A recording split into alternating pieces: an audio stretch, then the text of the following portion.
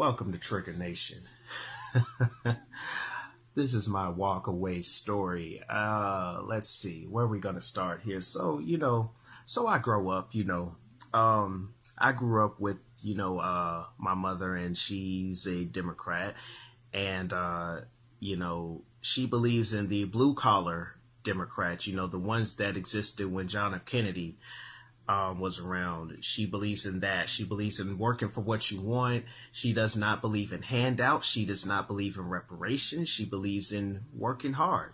If you want something, go get it. If you feel like you're owed something, go work for what you feel like you're owed. I don't know. So I was always taught those values. I was never really taught the difference, the difference between Democrats and Republicans. I was just taught in grade school that Democrats cared about the people, the poor and unfortunate, and that Republicans cared about the rich and wealthy. That's all I was told. So, fast forward, I'm in the 8th grade. I have a history teacher, in the last year of my middle school, and he's telling us these same things. He told us that the Civil War was about and only solely about slavery, and that the Democrats wanted to keep slavery going, and that Republicans wanted to keep slavery going, and he told us that the Democrats wanted to abolish it.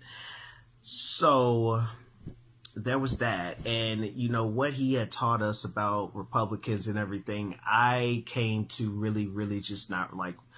It wasn't that I didn't really like Republicans, but, I would never vote for one. So when it came time for me to vote for one in 2004, I graduated from high school and everything. And in my high school years, they were pro-Republican, and I couldn't understand why. I couldn't understand in my high school why a bunch of people, and it was a Christian school at that, I couldn't understand why Christians could be Republicans after what I was taught, why they were praising Robert E. Lee so much. I didn't get it. I said, wow, these people are not Christians. They can't be if they're being, what I learned about Republicans. So, 2004 comes along. It's Bush's second election, and I vote for John Kerry. Not because I knew anything about John Kerry, not because I believed in his policies, but just because John Kerry was not a Republican was why I voted. The only reason. When I went to register the vote, the lady asked me, do I want to be Democrat or Republican? I asked her, I said, is independent an option? She said, yes, it is. I said, okay, I will register as independent. That way, I can be, neutral about it and whatever. I said I was going to be neutral. I wasn't neutral. I was a foolish young boy, first time voting. I did not do my research against what my mom had always taught me. Do your research. Doesn't matter doesn't matter if you have the best teacher in the world, the smartest person on the planet doesn't know every single thing. Do your own research, which I didn't do my own deep-rooted research. Over the course of the next few years, what happens is I grow a deep disdain for, disgust for politicians. I didn't care if they were Democrat or Republican, whatever. You were a politician. I thought you were shady, period. Politician equals shady. That's what I had deemed you to be. I had deemed them all to be that way before I even knew what they stood for. I deemed them all to be that way. Oh man, I was very, very foolish. Yes, I was right about some of them, but I didn't do my research to know which ones were good and which ones were bad. All of them. So when Barack Obama came and he was talking about change and all that kind of stuff, and everybody was riding the train about the black, the black presidential candidate, I didn't give a damn. I didn't care what skin color he was. What are you going to do for me? What are you going to do for me? What have you done for me lately? You ain't done nothing for me. What are you planning on doing for me? And I heard him talk about change and equality, and, it didn't matter if you were gay, straight, black, white, whatever, I'm riding for you and all this kind of stuff. And I just did not believe him. I was not buying it. I saw what he was saying. I heard what he was saying, and I looked in his eyes, and I didn't believe a damn word he was saying. So I was not with him, and I did not vote for him or that trainer, that Songbird McCain. I did not vote for either one of them. When it came for his second time, I didn't vote for him again because a lot of things that he said he was for, he ended up lying. He said he was going to take, our troops from overseas. And what happened shortly after he got into office? He sent more troops back over there. Not only did he not bring them back home, he sent more over there. So I'm like, why are we still over there? So over the next few years, we didn't have a better economy.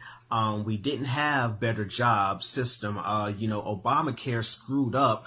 A lot of people were getting a lot of hours off of part-time. That went away when full-time and part-time was redefined as full-time was 32 hours and part-time was 25 and under. It started off 30 and under, then it was 25 and under. And that was because of Obamacare. Obama came out there and it was, all these people are going to get all this insurance and all these people are going to get all this free stuff through all these other, government assistance programs. The problem is with free, there's nothing free. Somebody's paying for it one way or another. Who paid for it? Workers did. Taxpayers did. We had to pay for it. I was part-time, making close to full-time hours. Suddenly, I get told that I'm at 20 hours and, I may not even get the full 20. So it was a problem. It was a problem. I couldn't stand Obama for that. I said, I knew this guy was no good. He funded our terrorists. When people threatened us, when people threatened the cops, they threatened to kill the cops. He said, we need to understand these people's frustration. How the hell does a president say that? And I said, oh my God, man, I can't wait till this guy gets out of office. I said, you know what? We have people who are demonizing our police and nobody will stand for them. Not even the president of the United States. We have people who are sending us threats, sending us terroristic threats from across seas, and they're talking all this kind of talk. And I said, why the hell can't we just bomb them? They've already said they're coming over here to destroy us. Why can't we bomb them? I got told, oh, well, blah, blah, blah. Well, you can't do this because the spirit of war and professionalism, we can't just go bombing them. We got to have a set time to war. I said, screw all that, man. They talk about doing this. And why are illegals here? And we're not deporting them. Oh, blah, blah, blah. Well, they have rights this, they have rights, etc., etc. What rights what are you talking about? What rights do they have? And they ain't American citizens. Do I have the same rights and I ain't a legal citizen when I go into their place? No, come on, man. So, no. No, I wasn't buying it. And then Donald Trump is running for president. And then he says all this stuff. He says, why can't we just bomb these people? Why can't we deport illegals? We're getting the worst of the worst coming from all these countries. Why can't we get rid of them? I said, amen, brother. Oh my God. It's literally like looking through a mirror. He's saying every single thing I've been saying all this time. Holy crap, I have not voted in a very long time, but I might start now. I might. Depends on what else he's talking about. He's talking about lowering taxes. I said, well, this guy's a billionaire. He didn't become a billionaire by wasting his wasting his damn money. Pretty sure he knows how to save. So he knows how to budget properly. Pretty sure he can help us out financially. He's talking about helping out our military. He's talking about, empowering our police again, not taking their voice away. And I'm with him. He's talking about securing the border, putting a wall there. Wow, I never thought about that, but that is a damn good idea. Yeah, we do need a wall. Maybe that'll stop a lot of that sneaking over here. Yeah, we need a wall across our southern border. Yes, we do.